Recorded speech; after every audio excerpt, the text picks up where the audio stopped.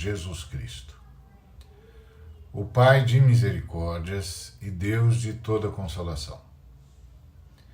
Estamos vivendo uma situação nunca vivida em nossa geração. Muitas são as perguntas, porém, as respostas não vêm com a mesma profusão. Aliás, a rigor, parece que só temos as perguntas e que não há nenhuma resposta. E muitas dessas perguntas estão dirigidas a Deus. Comecemos pelo vírus. Embora seja um evento de aparente dimensão apocalíptica, não se pode dizer que é o apocalipse na acepção do termo. Não é um castigo de Deus, não é um juízo de Deus, não é de Deus. Tudo indica que esse vírus é o resultado do ataque que o planeta sofreu e tem sofrido por parte dos seres humanos. Deus nos avisou, pelo menos 2 vezes, dessa possibilidade. A primeira vez em que ele nos avisou foi lá, no jardim, quando Deus disse ao primeiro ser humano que a Terra tinha se revoltado contra a humanidade por causa da nossa desobediência, por causa da nossa queda. Porque a nossa queda amaldiçoava a Terra e a Terra, então, reagiria a essa maldição trazida pela espécie humana, produzindo cardos e abrolhos, ou seja, dificultando a vida humana. A Terra não iria cooperar pura e simplesmente. A Terra estava reagindo à agressão sofrida pela queda humana, que desestabilizou o universo, desestabilizou a relação entre a criatura e o Criador. Esse foi o primeiro aviso que Deus deu. Como se dissesse: olha, a Terra reagiu a vocês, ela foi amaldiçoada pela sua ação e por sua desobediência. A sua queda amaldiçoou a Terra. E a segunda vez que a Trindade nos avisou foi depois do dilúvio. Surgiram os continentes, o eixo da Terra mudou e uma série de coisas aconteceu por causa do cataclismo. Deus então avisou a Noé que Deus iria cuidar da terra, ou seja, ele iria manter a terra funcionando, queria manter o efeito de causalidade. Em outras palavras, o que você plantar, você colhe. Parafraseando, é como se Deus tivesse dito: eu vou manter a terra funcionando. Isso significa que eu vou manter a lei da causalidade, vou mantê-la, ou seja, se vocês atacarem a terra vai revidar. O problema é que nós nunca tratamos a terra como um ser vivo. Nós a colocamos no reino inanimado, quando, de fato, tudo está vivo. São átomos, como os que nos constituem, que estão o tempo todo em movimento. Tudo está vivo. Então, a Terra vai reagir. Nós não ouvimos Deus em nenhuma das 2 oportunidades. E continuamos a atacar a Terra. E fomos cada vez mais agressores e mais agressivos. Todos estamos agora a perguntar se é o princípio das dores, o prenúncio do fim. Não. O fim dos tempos, na verdade, começou com a crucificação. O apóstolo Pedro disse que na crucificação foi manifesta a morte substituta do Cordeiro, realizada de fato antes da criação do mundo. E que, a partir da manifestação da morte substituta, morte de Cristo, começava o fim dos tempos. Assim, estamos no fim dos tempos desde a cruz. O que estamos assistindo, portanto, é a reação do planeta. Nós agredimos a Terra de forma profunda e sistemática. Nós poluímos os mananciais, os rios, os mares, o ar. Nós desbastamos as florestas, as matas ciliares. Nós atacamos os biomas. Nós destruímos biomas inteiros. Sem contar a irradiação nuclear, química, eletrônica. Além disso, optamos por manipulação genética, transgênica, enfim. Fomos manipulando a vida e a Terra reagiu. Nós estávamos esperando uma reação macrocósmica, como mudança no ciclo das chuvas, mudança nos ventos elíseos, mudanças na temperatura.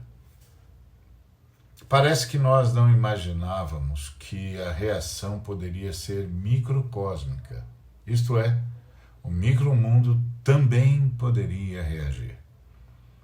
E essa é a reação que nós estamos enfrentando agora. Microcósmica. Um vírus mutante e complexo. Seria a execução da vontade de Deus?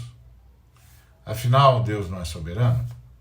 Irmãos e irmãs, a soberania de Deus é o atributo que permite a Deus entrar na história para operar a sua obra redentora. A triunidade é onisciente, onipotente, soberana. Onisciência é o atributo que permite à triunidade saber tudo sobre todos, o tempo todo e a qualquer tempo, sem precisar determinar coisa alguma. Não só sabe o que aconteceu, o que acontece e o que acontecerá, como sabe o que poderia ter acontecido. A onisciência divina pode ser abrangente ou estrita. Onisciência abrangente permite ao Deus eterno saber todas as coisas que aconteceram, que acontecem e que poderiam acontecer, sem precisar determinar nada. A onisciência estrita é que permite que Deus saiba exatamente o que acontecerá depois que Deus soberanamente interferir. Soberania é o atributo da triunidade que lhe permite entrar na história da criatura para operar o seu projeto redentor. Por exemplo, em Babel, a triunidade desce para contemplar a união dos seres humanos e a intenção dos seres humanos de usar a força da união para novamente desobedecer ao Deus eterno, que queria que a humanidade se espalhasse pela terra. A humanidade decidiu não se espalhar. A triunidade decidiu então usar sua soberania e interferir. A triunidade sabia o que aconteceria se não interferisse. Onisciência ampla. E sabia o que aconteceria se interferisse. Onisciência estrita. E Deus interveio para que o projeto de redenção não fosse afetado. Tudo que a triunidade nos apresenta como atributo, onisciência, onipotência, onipresença, soberania, sabedoria, imortalidade, eternidade, é apresentado numa relação com a redenção. Porque Deus, nessa fase da existência, tem um projeto claro, a redenção. Diante da tentação de comparar estes tempos com os tempos do Antigo Testamento, temos de nos lembrar que os juízos vistos no Antigo Testamento estavam relacionados com a preservação de Israel para que o Cristo, prometido em Gênesis 3,15, viesse à terra. No Antigo Testamento, a redenção estava sob a sombra da cruz. No Novo Testamento, a redenção está sob a luz da ressurreição. Só haverá juízo semelhante na era do Novo Testamento se algum império, de alguma maneira, colocar em risco a história da redenção. O vírus não é fruto da soberania de Deus, não é fruto de um juízo de Deus, não é fruto de um flagelo implantado por Deus. Não. O vírus é o resultado da desobediência humana, com a consequente desatenção humana ao aviso de Deus. Estamos agora diante de uma reação da criação. Irmãos e irmãs, não se rendam, não se resignem. Nós também somos protagonistas na nossa história. E há um sem número de coisas que acontecem na nossa história que não tem nada a ver com a vontade de Deus. Pelo contrário, tem a ver com o nosso desprezo à vontade de Deus. Por exemplo, Deus não quer que haja pobres entre nós. Deus não quer que nenhuma criança seja viciada ou se perca. Não quer que nenhuma mulher seja violada, que nenhum ser humano esteja sob tortura ou destruído. Tudo isso tem a ver com a responsabilidade humana. Irmãos e irmãs, não é o fim. Não é o juízo de Deus, não é o dia do julgamento.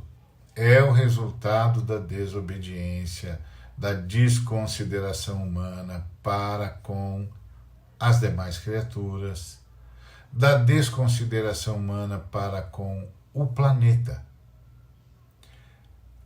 É o efeito da história pós-queda, como as Escrituras dizem. Porque semearam vento e cegarão tormentas. Irmãos e irmãs, não desistam de lutar pela vida. Não desistam de preservar a vida. Não desistam de tomar todas as medidas necessárias para que a vida não sofra solução de continuidade. De tomar todas as medidas necessárias para que a vida seja protegida. Não desista. Não é o juízo de Deus. Não é o fim do mundo. Não é o princípio das dores. É uma absoluta consequência da desobediência humana. Temos, entretanto, de olhar para a pandemia e ponderar que, já que não é um juízo de Deus, de que é a consequência dos nossos erros, das nossas falhas, temos então do que nos arrepender diante de Deus. Do que temos de nos arrepender? Temos de nos arrepender de como tratamos o planeta. Isso é, de como tratamos a questão ambiental. Temos de nos arrepender de como geramos uma situação econômica que criou vulneráveis que serão os mais prejudicados na pandemia. Irmãos e irmãs, embora não seja o fim do mundo, e, portanto, temos de intensificar a luta pela vida, não podemos perder a oportunidade de arrependimento, de mudar os nossos paradigmas, de mudar nossa forma de pensar. Temos também de reaprender a importância da solidariedade, de socorrer os que padecem, de chorar com os que choram. Temos de nos visitar virtualmente. Sim, porque isolamento não precisa ser solidão. Temos de desenvolver forma de sermos próximos uns dos outros. Irmãos e irmãs, a Trindade é o Deus de toda consolação. Jesus Cristo disse que era consolador. Disse que o Espírito Santo é consolador. E o apóstolo Paulo disse que o Pai é consolador. A Trindade é o Deus de toda consolação. Deus nos consola, por exemplo, da existência. A existência é um dado. Nós não temos como sair da existência. Não temos. A gente muda de dimensões, mas a gente não sai da existência. A existência é para sempre.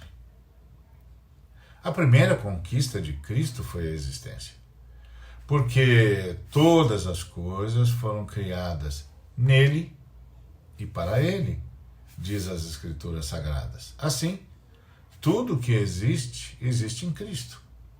Foi criado nele e para ele. Então, existência é um dado, já é uma conquista do Cristo. Ela não vai acabar nunca, e a gente não vai sair dela nunca.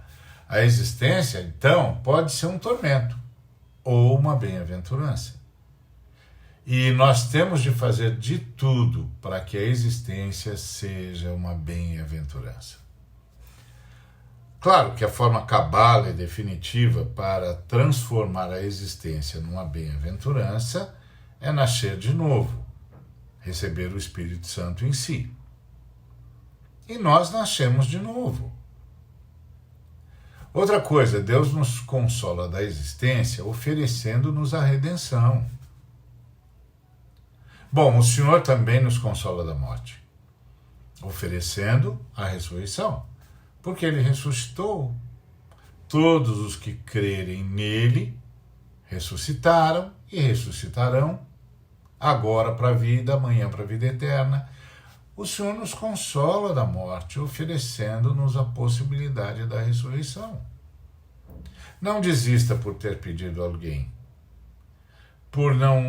por ter perdido a quem amava. Não desista.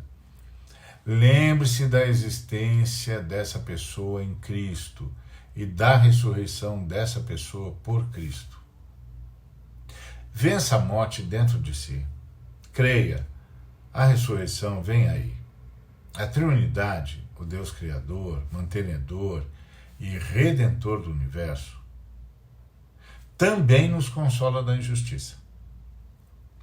E é óbvio que muita gente está morrendo por injustiça.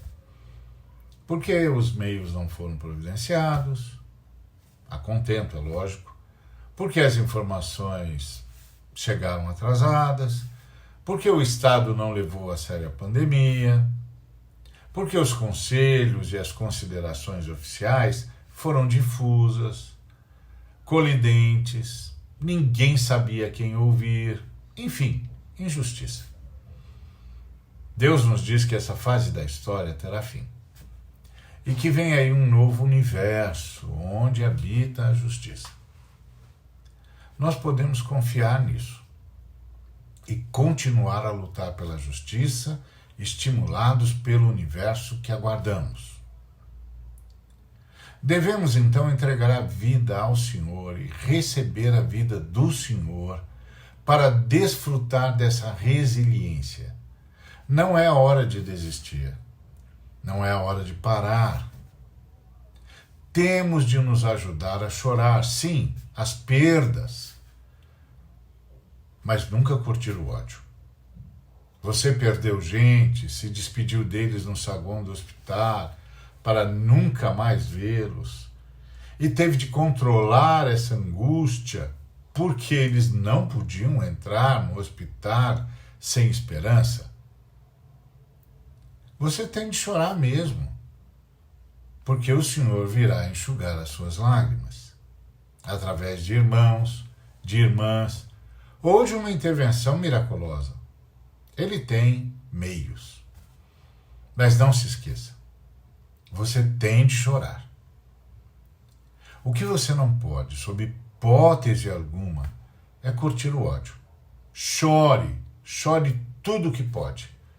O Espírito Santo consolará você. O Senhor Jesus não nos deixou órfãos e estará conosco até a consumação dos séculos. E por sua onisciência, sempre soube o que provocaríamos, mas com sua sabedoria se preparou para nos ajudar e para manter nossa fé e esperança. que a Trindade, o Deus Criador, mantenedor e redentor do universo, nos abençoe, nos ajude a viver esse momento e que, ajudados por Deus, ajudemo-nos uns aos outros. Amém.